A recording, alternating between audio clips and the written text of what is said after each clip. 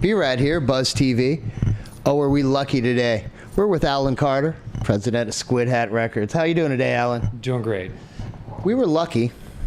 Caught the Vegas Music Summit, and Thursday night was an exclusive Squid Hat night. Yes. Caught a ton of Squid Hat bands.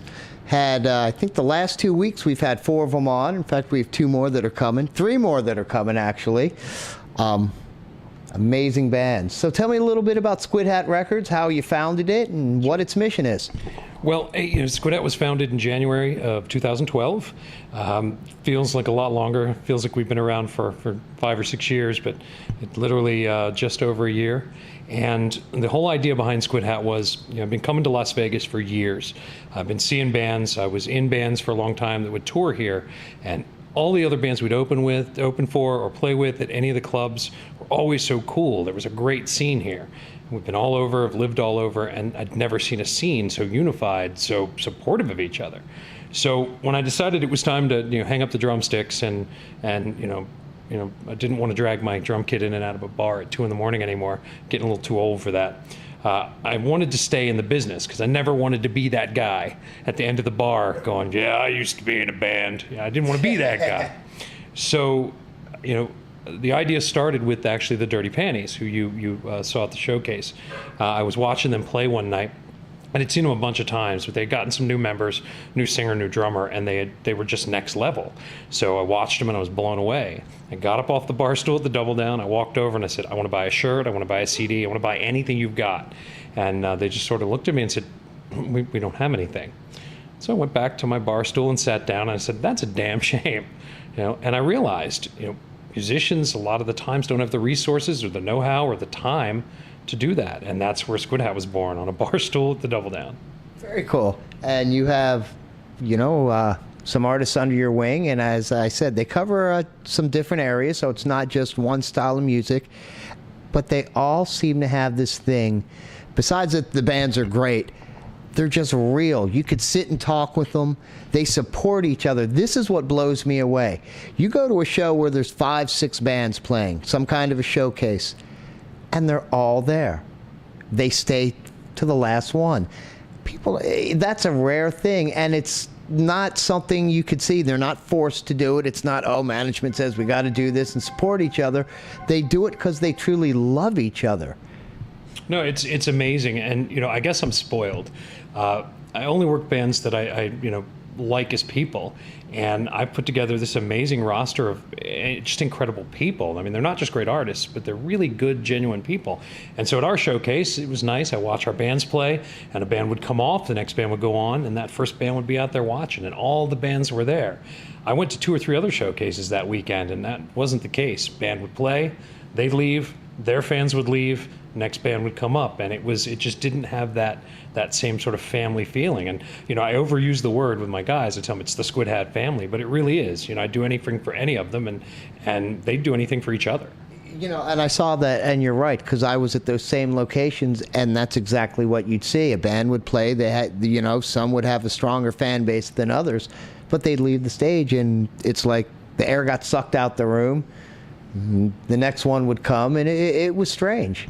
Yeah, and I was really, really proud of our artists, just because they and on a big stage like that at a big music festival with a lot of people out of town, they set the tone. They raised the bar for what a music scene should be, and I'm proud of all of them.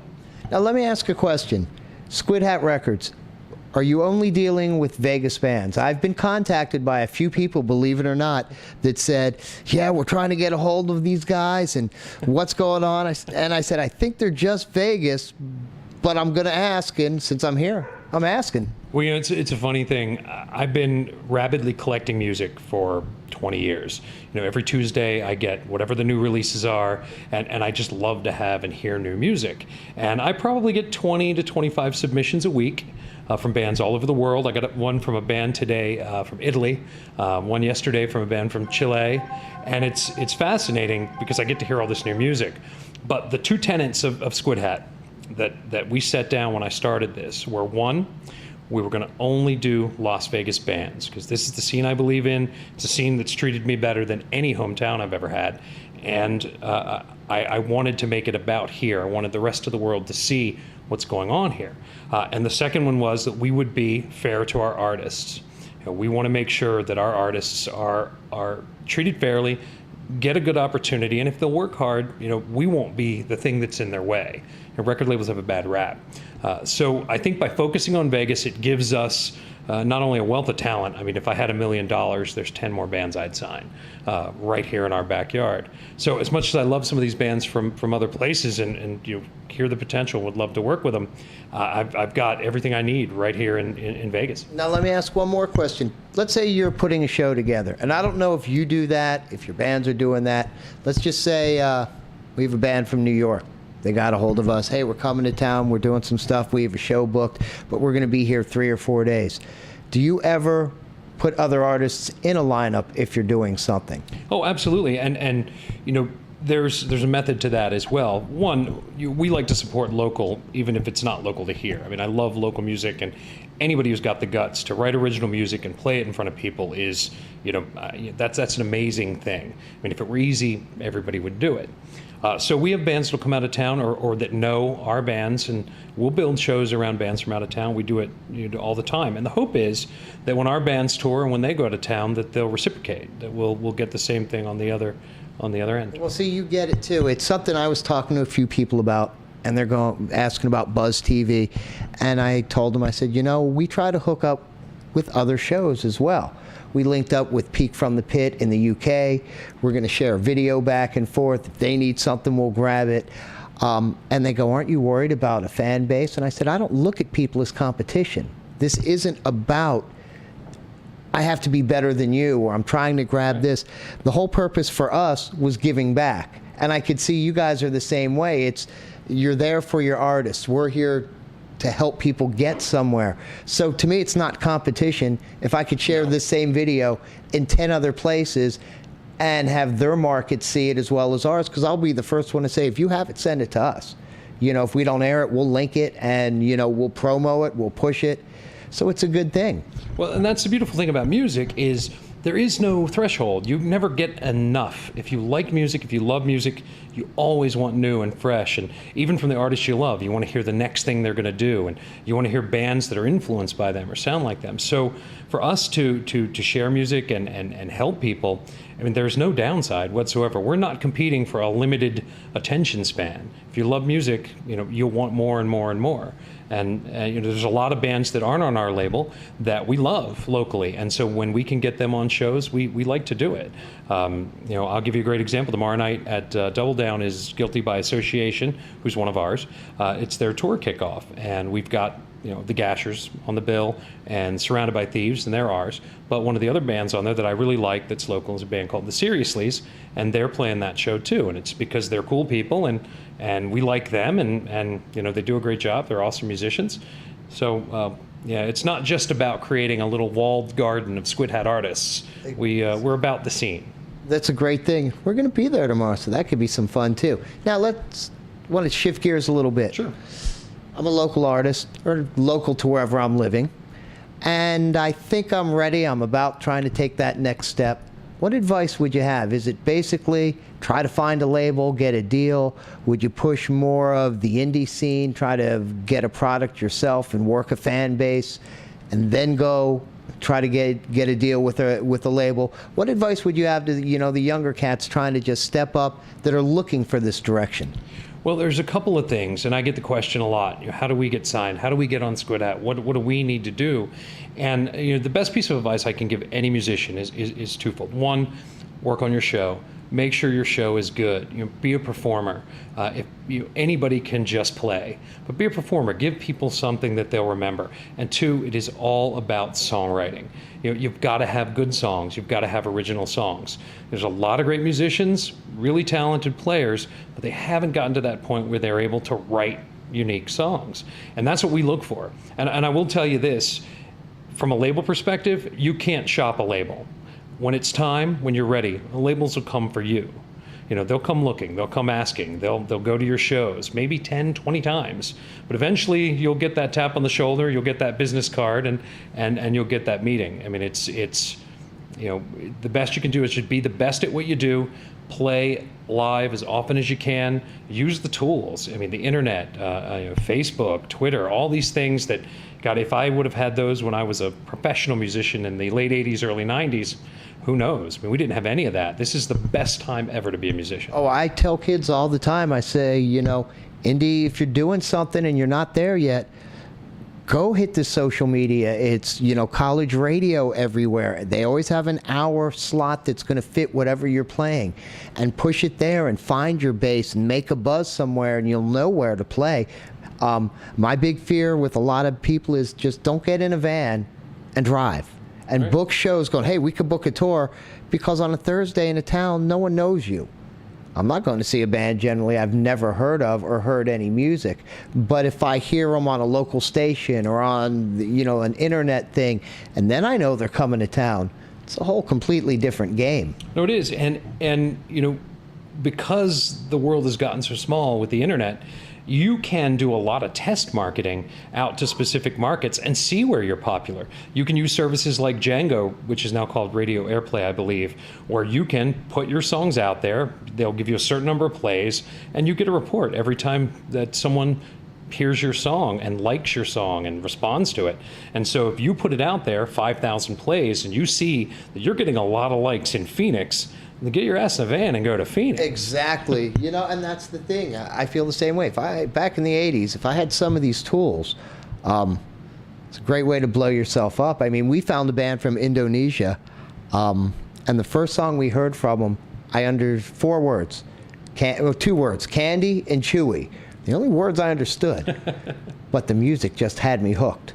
It was I love it. And the flow of the lyrics, it was like, wow. And I did some more checking and found out it's a real poppy pop song with a girl. It sounds nothing like what this band tweaked it into. And it was a huge hit this year in that part of the world. But it just blew me away. And that's what I say about music. I have no clue what they're saying, but I love it. And I've been chasing them down and find stuff they sing in English. But they're across the sea and found me, or I found them. It's a universal thing. I mean, a good song, a good groove, a memorable hook. I mean, it's transcendent. And, it sounds cliche when I say it, but music is, you never meet anybody and say, hey, do you like music? And they go, nah, I hate it. And if you do, I'm pretty much steering clear of them, because I won't use, they're from the hills somewhere. I'm pretty sure Deliverance is playing somewhere. One more quick thing. Good friend of ours, Genocide, which you know as well. And when we were talking to her, she said she's doing some stuff and she's going to do something for you guys, I think a couple video pieces. They in the works yet? They are, actually.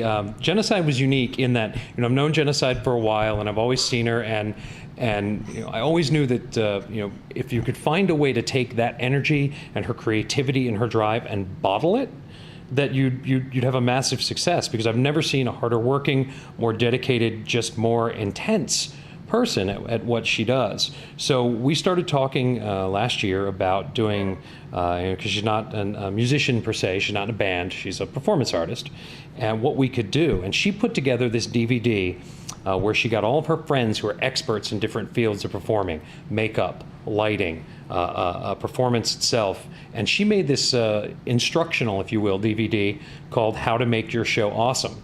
And she was shopping it around, and I said, I want to be a part of that. So we just had it authored. We're working on finalizing the artwork now, and hopefully later this year we'll have a Genocide double disc how-to DVD for anyone who's a performer will benefit from this. I've seen it. It's brilliant. Oh, she's amazing, and it's funny because I've known Jen for 20 years easily. I think one of the first times, this goes back in 80s, I think. Maybe early 90s, if that. Just the local IATSE stuff here when Jen was breaking in that. And what people don't know is Jen knows sound. Jen could run a board. Absolutely. And I mean, she opened vinyl here at the Hard Rock. Yeah. They asked her to do it besides what she does as a performing artist. As I said, that instructional video, it's from someone that knows.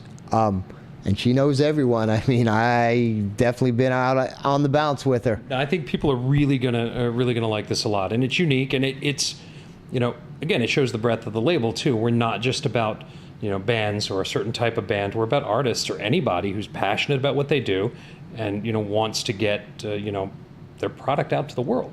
So if someone needs to get a hold of you, band-wise, here or there, if they're coming through, maybe want to line up a show, if you're a local Vegas band and you're, obviously if you haven't heard of them, you haven't hit the scene too hard yet.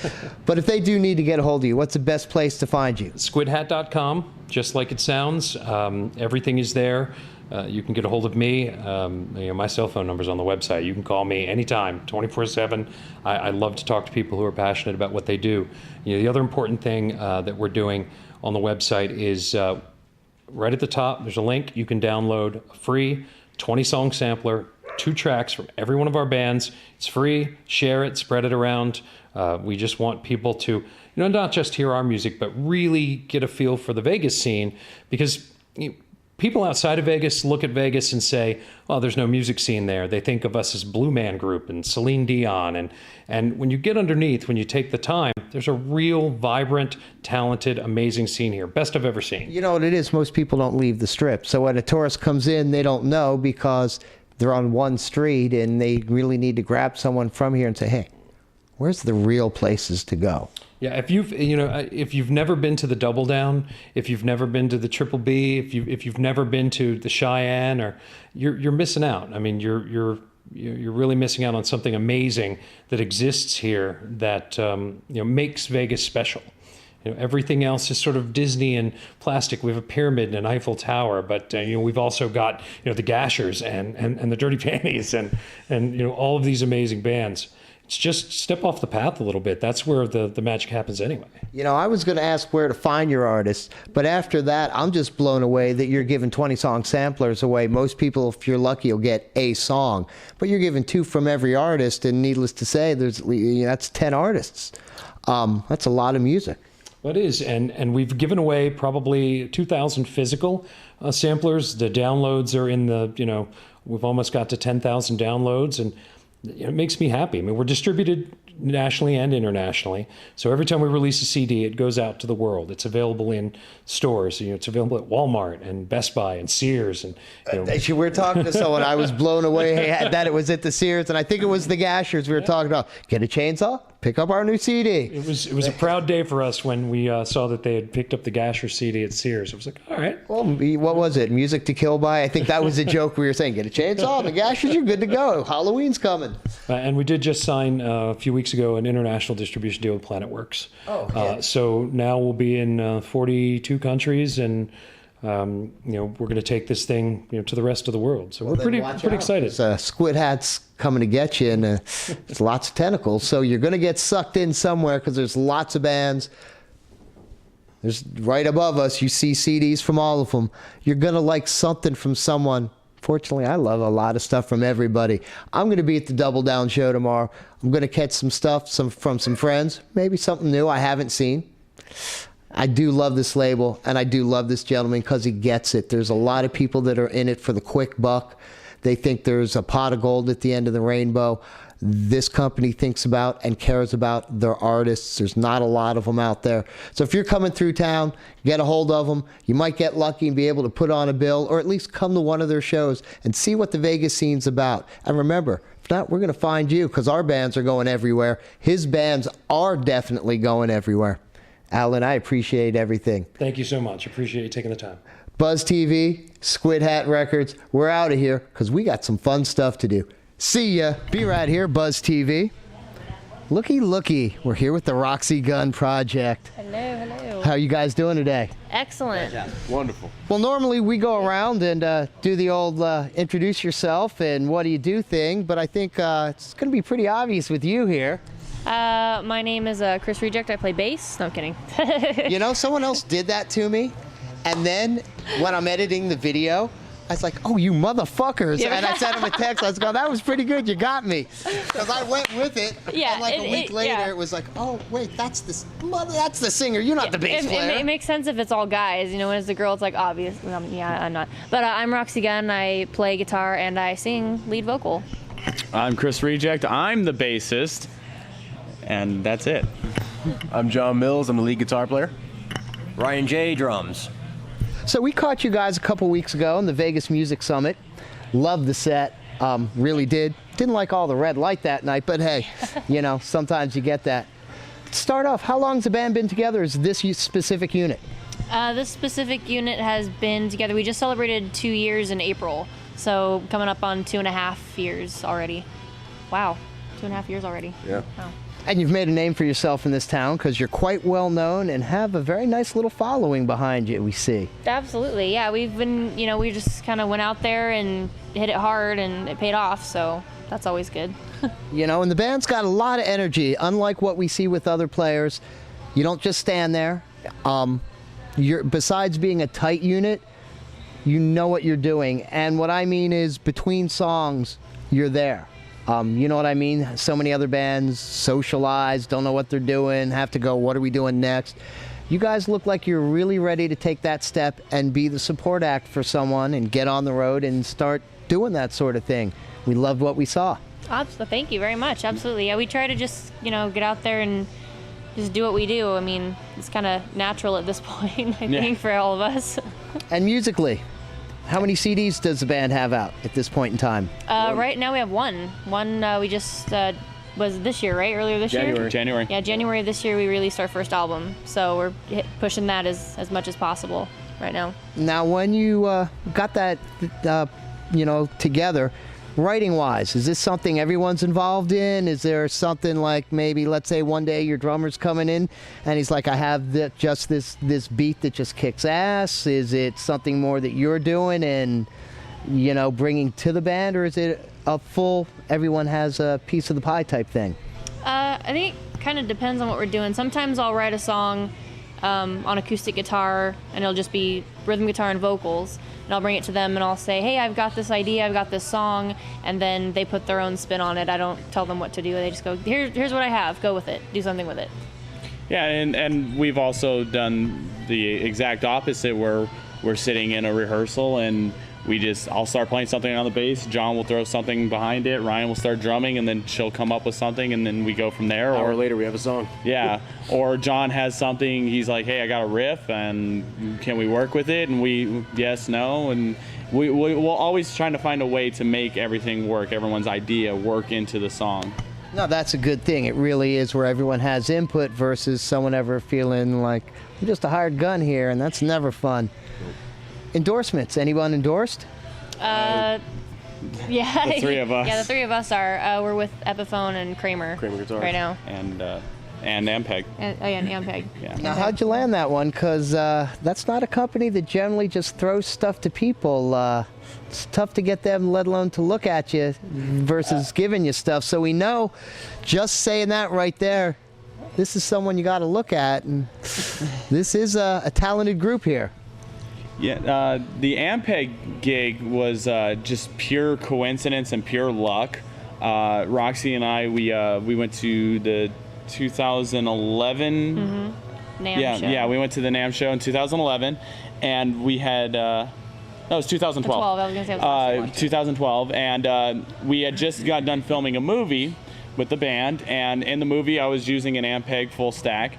And I got to meet the Ampeg rep, and I just walked over, I showed him a picture, and he said, what's this? And I told him, well, I filmed a movie and used your amp in it. And he was like, hold on, came back, gave me his phone number, his email, and basically told me where he lived. He was like, I gotta work with you, and started talking. And so basically the deal kind of fell into my lap, and just because he knew I can give them the exposure that they were looking for. Now you see, this is one of the things that we've been talking about. You could always backdoor something, so you never know when someone's looking at your stuff. So when we say, is there anyone you might want to get, you throw that name out there and make sure you're using it and make sure it's seen. Absolutely.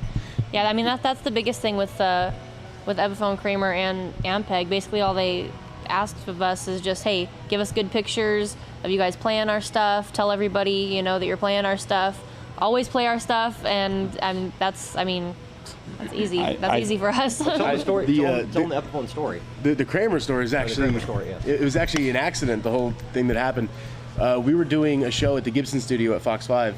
Right. And I was using my Epiphone Les Paul at the time, which was mine, I bought it. And I broke the string before we were filming. And I'm looking around on the wall and they got all these guitars. I'm like, none of these really spoke out to me except this one Kramer they had on the wall. It was a red and white bullseye that they'd used in the Rock of Ages movie. Okay. And I took it down and used that. later that night, we played the Gibson Showcase. And the rep comes up, he says, so how'd you like that Kramer? I was like, I loved it. And he goes, you want to work with him? I'm like, yeah, I'd love to. And I've been working with them since, and it's been a great experience. I love the guitars. Patrick from Gibson and Kevin with the Kramer division, they've been great to work with. And You know, I've heard about Patrick. In fact, someone gave me his number and said call him. We're going to try to do something with someone else.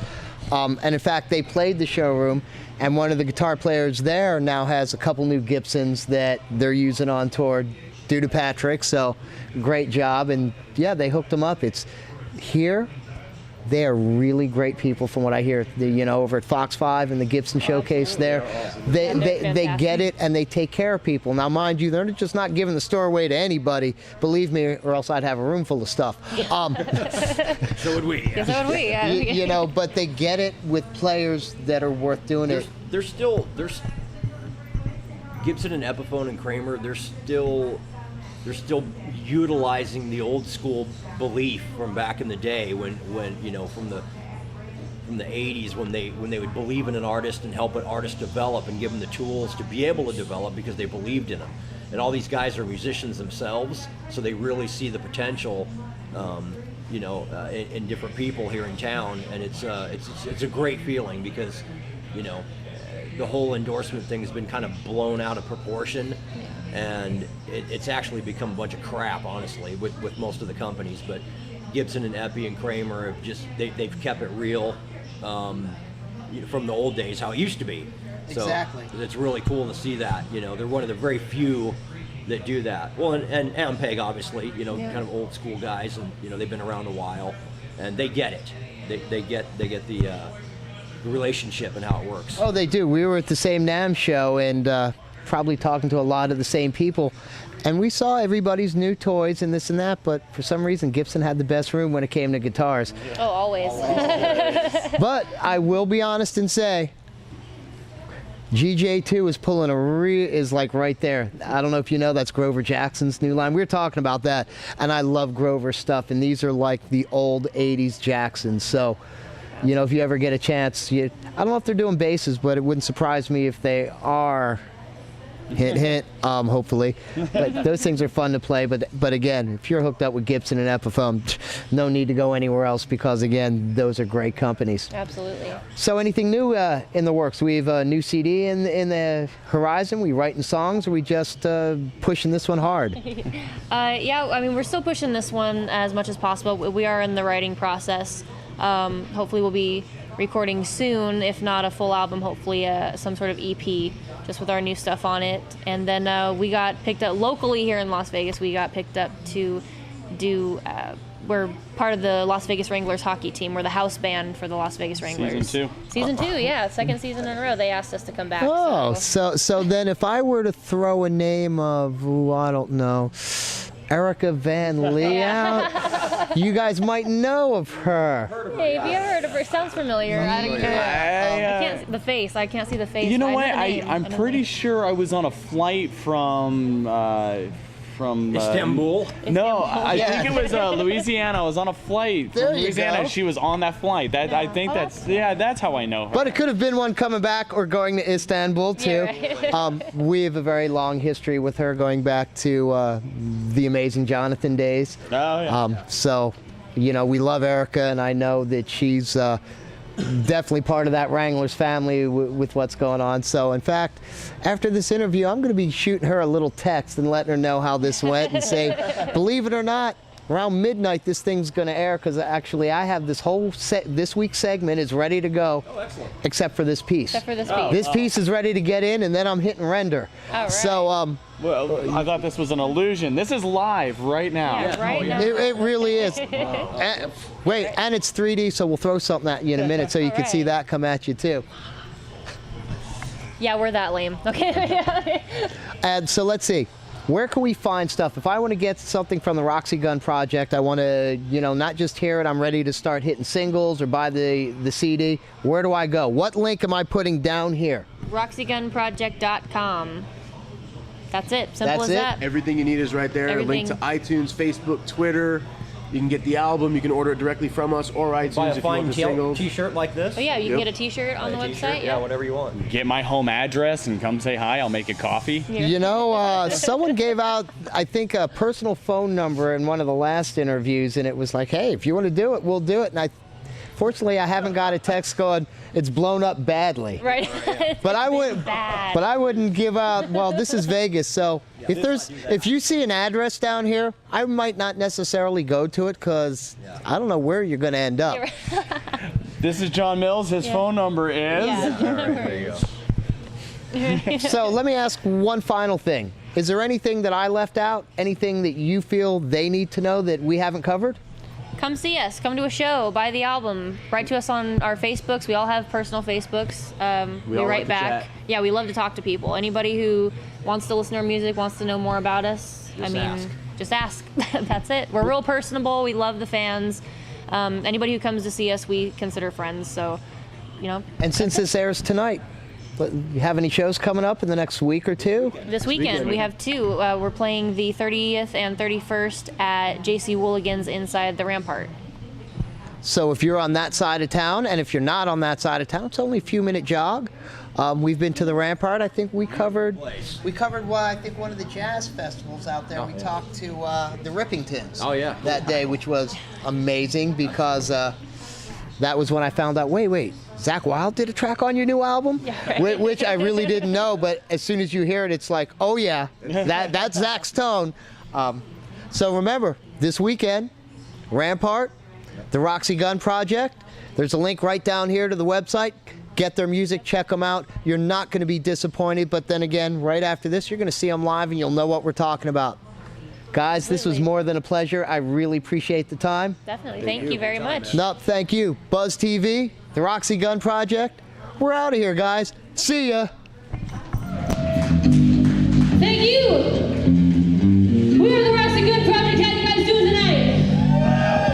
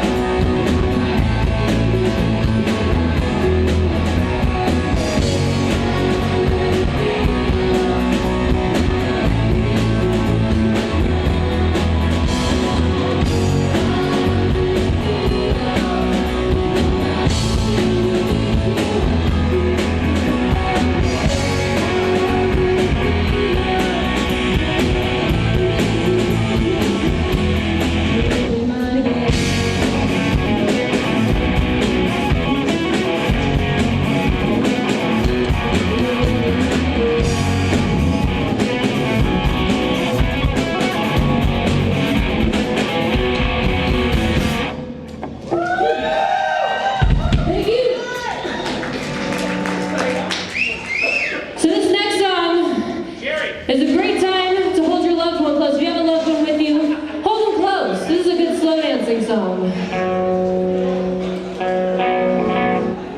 And speaking of love, I would just love to say thank you so much to the Las Vegas Music Summit for having us. We are very happy to be here. And we're happy to be here with all of you tonight. Hope you enjoy this one. The song's called Don't Forget Me. And it goes a little something like this.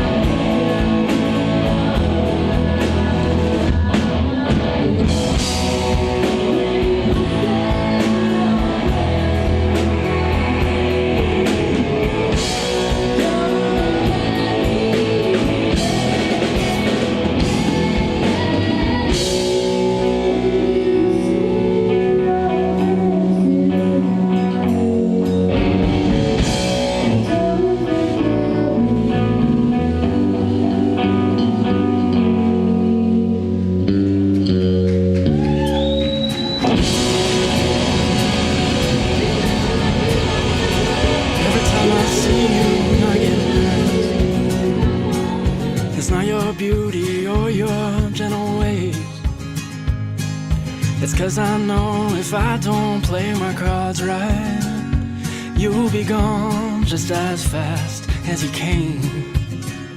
'Cause someone else is bound to see the things that I do, and someone else will scoop you up and treat you right. And if someone else loves you more than I do, I'll shake his hand and send you on your way. But he's not real and I am here today. Every time I see you, I get anxious. I don't know how many chances I'm gonna get. Fate, luck, and time all have their say in it. And if you love me, I will love you till the end. 'Cause someone else is bound to see the things that I do, and someone else will scoop you up and treat you right. And if someone else loves you more than I do, I'll shake his hand and send you on your way. But he's not real and I am here today. La la da di da di da di da di da da. La la da di da di da di da da da. La la da di da di da di da di da da.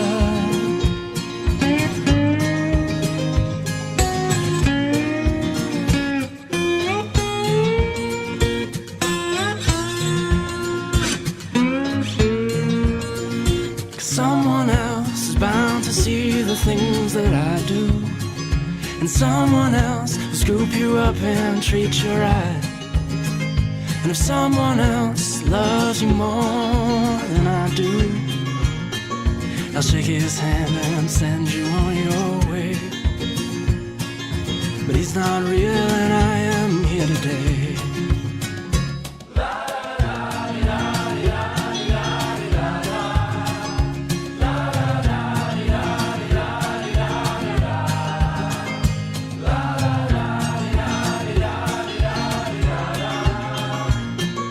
I'll shake his hand and send you on your way.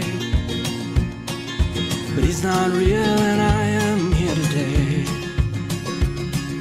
But he's not real and I am here today. But he's not real and